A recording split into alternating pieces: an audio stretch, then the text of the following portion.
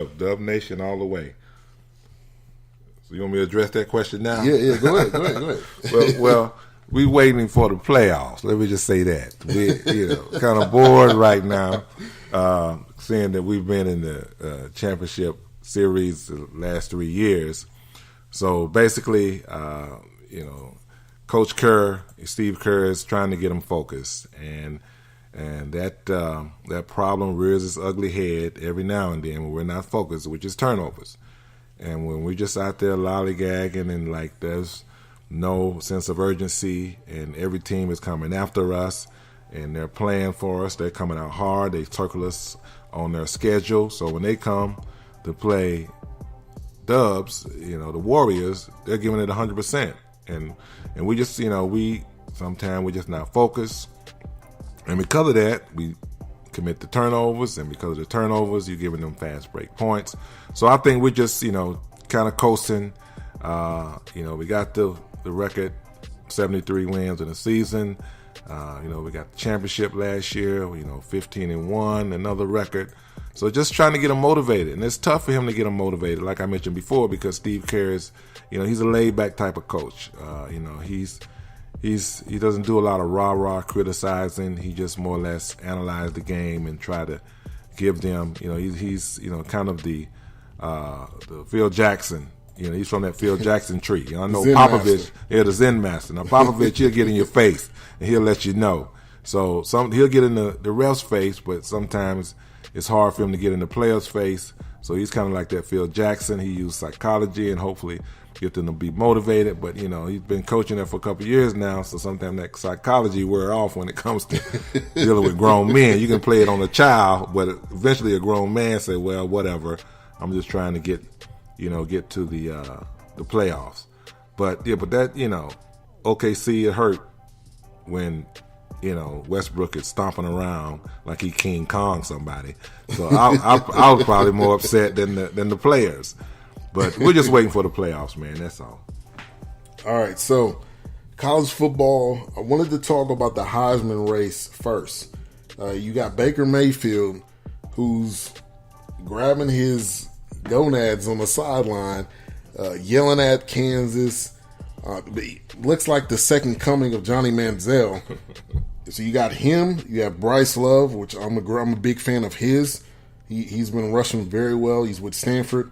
Lamar Jackson, Saquon Barkley, I'm a huge fan of his, and Cleo Tate. Out of these players, who I think should win, and then I'll ask you who you think, who's your pick. I'm gonna say Bryce Love. This is a guy that's in Stanford. You're not gonna get that much attention. You're not gonna get that much publicity.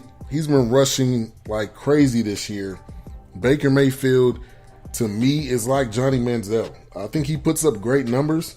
But at the end of the day, he's not going to start this game against West Virginia, and I'm thinking they may get upset. And I think you should give it to Bryce Love. I like Saquon Barkley also. I'm just not a fan of Baker Mayfield. He just doesn't seem like he seems like a guy that was put on this pedestal at the beginning of the season. Everybody was talking about him and talking about Sam Darnold or Darnold, whatever his name is, from USC. You see what happened to him. He's not really doing that well. If I had to pick one, I would say Bryce Love. Who would you pick for the Heisman Trophy? Yeah, I have to agree. Bryce Love is my pick. When you look at the numbers, he's blowing it away. 1723 yards, 8.8 yards a carry. He's got 16 touchdowns. But, Baker Mayfield, he's got great numbers too. He's way above Lamar Jackson. He's got 38-16 yards, and Lamar 32-73. He got 34 touchdowns, and Lamar has 23 touchdowns. He's got 5 interceptions. Lamar has 6 interceptions. The antics on the sideline, he's a young man. They're going to do certain things they may regret. The interview with him crying and his coach crying, that was laughable. Come on. You had somebody mama died. So you don't start. So what? If the way if that's the way you act, you shouldn't be, a team leader because you're not acting like a team leader. he's got good numbers, and considering what he's put up, it's going to be hard for them not to vote him in since Lamar Jackson won last year. It seems like running backs, they're having difficulties getting voted in the Heisman unless they rush over 2,000 yards. And at 17-23, he's got a shot. They're up against Notre Dame. That's going to be a good game. He's got a shot, but if he don't get over $2,000, I think they're going to give it to Mayfield. All right, so we'll see. I love Saquon Barkley. The kid is just an amazing athlete, but he just hasn't been able to keep up. So I think you got to put him out of there. Jay Fish says, Ben, your pops is mad cool. So I'm pretty sure he'll love that comment. Next up, Chip Kelly, who is now deciding between UCLA and Florida, but I've seen today Florida is no longer interested. I believe they have stepped away from the table with the negotiations. But why would he want to go to Florida? Why would you want to go to Florida where you got to play Alabama probably every year? You have to play LSU, who's not a slouch, pretty much every year. All of those teams, you got to play Texas A&M, they're not playing that well this year. But I think UCLA is a shoo-in fan. You were in Oregon, so it's not like you can get back to that side of the coast, to the West Coast, recruit all those kids from California on up to Oregon, probably take some recruits from Oregon. If I was him, I would have put UCLA day one whenever you went to the interview. And there was a conversation with Stephen A. Smith, which was on this week, with him saying, why is he considered the golden child? And the reason why he is just because he's coached so well in college. NFL is not his thing. NFL is not something that he's good at, but college is his thing. And he's been able to push out so many different players year after year after year. And I think he should pick UCLA. To me, that would be the best option if I was him. No, I agree. Get back in the Pac-12 and back on the West Coast, and that's where he belongs. His whole coaching style and his deliverance, far as the way he motivates players and the way he reprimands players, it just wasn't conducive for the NFL. You're talking grown men. Right. And I'm talking about kids. You're not talking about kids, and there's only so many buttons you can push, when it comes to borderline disrespect. So I think what he was doing was more or less disrespecting them when you look at what happened in Philadelphia. So I think he should be in UCLA. I'm pretty sure that's where he'll go. But I think he'll do good as a college coach. He needs to stick to that, and he'll be fine when it comes to coaching. But yeah, I disagree with Stephen A. Smith. On this one, because he took a chance, didn't work out. He had success in college. Give him another opportunity, and see where it ends up. But yeah, Florida's not a place for him. You're right. SEC is not a place for him. Pac-12, he knows it. The recruiting area on the West Coast. So I think he'll do well. Yeah, I think so too. I think that's the best spot for him. I'm pretty sure there's probably people in his ear probably telling him the same thing. But maybe he was just doing that to get the money up.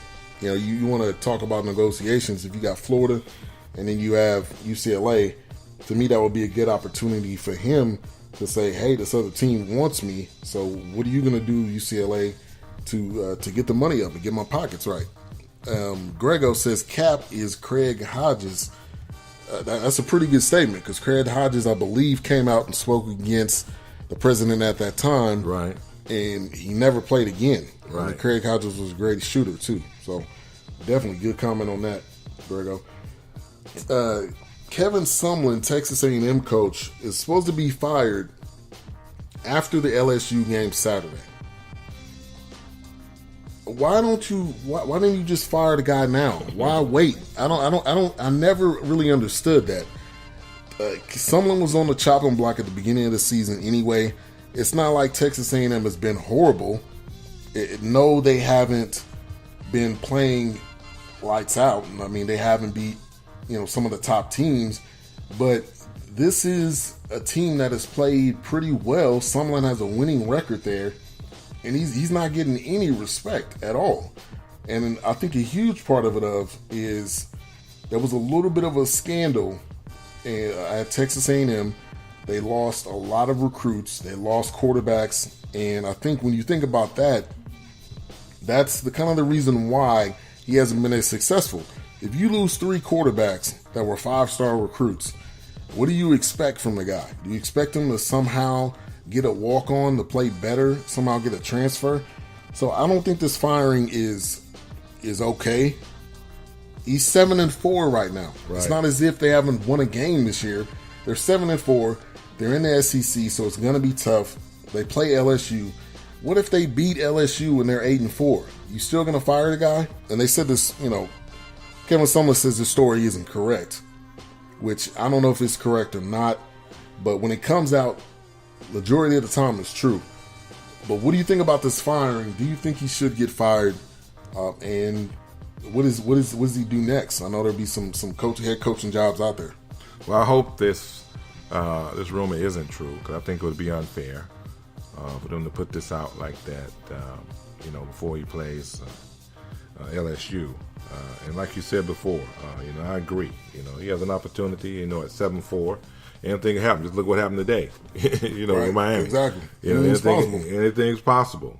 So you can't,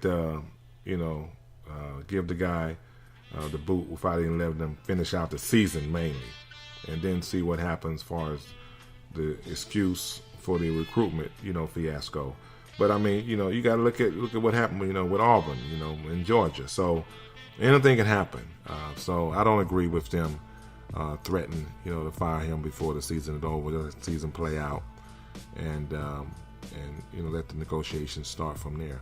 But it's a difficult conference. You're right. I mean, you're in the SEC, so I don't know what you expect from the guy. When you got Alabama and Georgia that you're dealing with as well. So we'll see. I'm not a big Texas A&M fan, so I don't follow him that much. But I just don't think it's fair to fire the guy, before the end of the season at this late date in the season. Yeah, and the other thing I don't understand too that happens from time to time, happens in the NBA quite a bit. 3 games into the season, fire a guy. You already knew, and I'm talking specifically about the Suns. You already knew what you had with Earl Watson. It's not like it's a surprise. Like, now he's going to be 2 times better than what he was last year. No, he's the same guy. Same guy with the same players. Why do you wait 3 games into the season to fire the guy? He's going to probably get some type of, plan, some type of package, so I get that. But I don't understand that at all. You're tuned into the BS3 Sports Show. Special in-studio guest, Ben Jr. I'm Ben the Third. That's where BS3 comes from, BS3 Sports Show. Thank you, everybody, for tuning in. Join in on the show chat room. I'd love to get your thoughts and your comments. So we got the college football playoffs, which is definitely going to be a complete shakeup as far as that goes. Miami is pretty much out. At this point in time, I would have to say Miami has to be out of the top 4, which when you do that, you can definitely you got to put in Wisconsin. So Wisconsin's going to get that top 4 spot unless Wisconsin loses. The most interesting thing about this entire list is, can Auburn beat Alabama in the Iron Bowl? Anything's possible. Auburn somehow beat Georgia. So I think they can beat Alabama. I know people don't want to hear that, but it's not impossible. And this is a team that plays good, sound football. They've only lost 2 games. You got Kerryon Johnson, who's a pretty stout running back. So I think it's going to be, that game is a must-see game to watch, because it could totally flip everything. And you could have a 2-loss team in Auburn in the top 4. And I think you put Wisconsin in there too. Georgia's outside looking in. They're going to need a lot of things to go wrong, but it's not impossible for them. They probably have to beat whoever is in that SEC championship game. Notre Dame's on the outside looking in. Ohio State still on the outside looking in. Penn State is the same. But I wanted to get your thoughts on mainly the top 10, how you feel about it. What do you think is going to happen with Miami losing? Well, let me just say this. If if Alabama loses, it's really going to get interesting. And I like Nick Saban a couple weeks ago. He said, playoffs? Playoffs? Who talking about playoff rankings? And when you got 4